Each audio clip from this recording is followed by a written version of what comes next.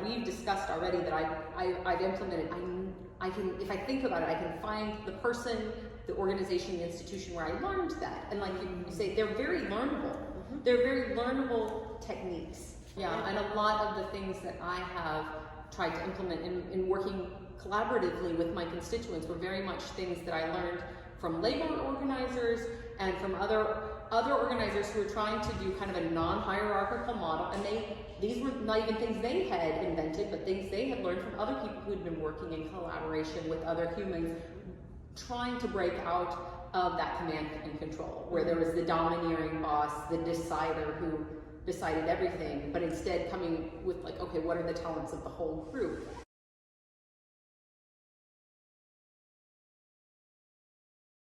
Having communication norms in town halls. It didn't even occur to me really, as I was going into it, that my constituents would have never had a meeting like that, because I had been in so many meetings that we set the stage at the beginning that we're going to talk about how we talk before we start talking. Okay, yeah. Can I just, do you all know what community norms are, or community guidelines, agreements? These are just agreements that you make before a meeting about how you're going to engage with each other. So one of the ones that I use, I'm not sure what yours are, but my favorite one is equity of voice. So that means if you speak up a lot in a meeting, if someone's voice is being heard a lot, we ask those folks to practice holding the voice back so other voices can be heard. Introducing that concept, the very concept into government is like, all of a sudden it just changes the dynamic. And it also, if somebody starts speaking up a lot, it allows you to say, just want to remind everyone of the community norms. And in my world, it's sort of like, they're like, oh, that's me, I need to stop talking as much, right? You don't need to call people out, they call themselves. Yeah, usually you don't have to call them out. And I organized the room in a circle so that we're all monitoring each other, because I didn't want to have that auditorium style where I'm up high, There I am, my first town hall meeting. I'm very pregnant at the time. That's a whole other story. I've just become a city councilor, and we're all sitting in a circle and I'm discussing the communication norms, and they're like, this is really weird, but it allows people to see, okay, I can see who's been saying the most things. I can see who's stepping back. And for me, when I first learned that norm, it changed the way I thought about things, because as it was presented to me, just as you said it, the people who tend to step back more often have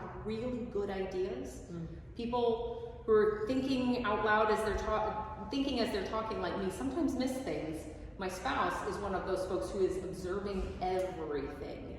And when that was taught to me, I started looking for the people who tend to be more quiet, but are really paying attention and starting to try to find the ways to draw them out, because it's not always straightforward how to draw those folks out.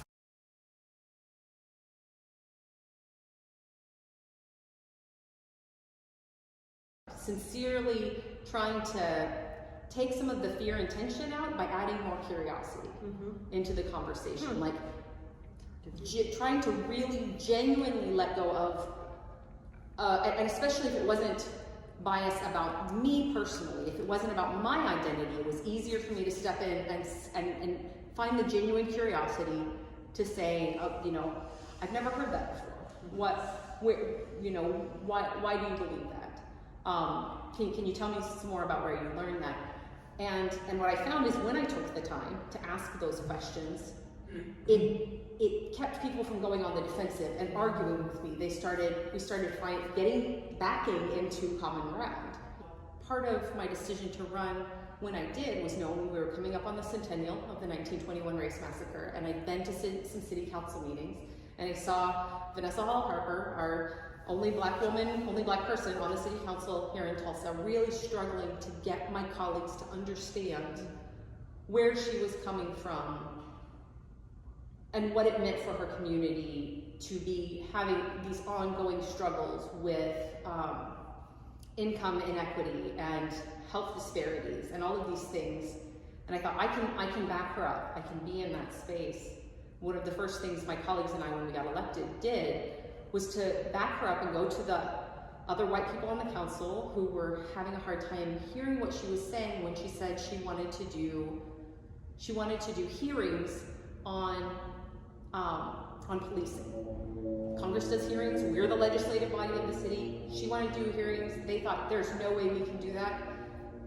We changed the wording some, and we asked them a lot of questions about their fears, and eventually we ended up doing series of 4 or 5 3-hour meetings where we brought in experts from other places who could help them start unpacking what we were talking about with racial inequality and inequalities in policing. It took so much time. It still takes time, but what the value that I saw come out of that, spending that time and bringing in a real diversity of voices and trying to think of like, who can they hear? Who can they hear that's going to be the messenger that's going to click with it? You know, there's 9 counselors. There are going to be different messengers that click with different people. Who can we bring in that helps them to start hearing this? And we've ended up with some counselors that had never even considered, didn't even know that we had a ton of failure to pay warrants, for instance. That so many people were in jail because they couldn't pay their parking ticket, or you know, any series of small things that ended up, and then they can't pay that, and then they lose their job, and so we've, in this most recent budget, enacted a whole bunch of municipal court reforms because the whole council has been able to agree, like, this is not equitable, this is not okay, we're jailing people for being poor. And it took time. It took a lot of conversation to get there. There's still a whole lot of work we all have to do, but that time invested was really worth it.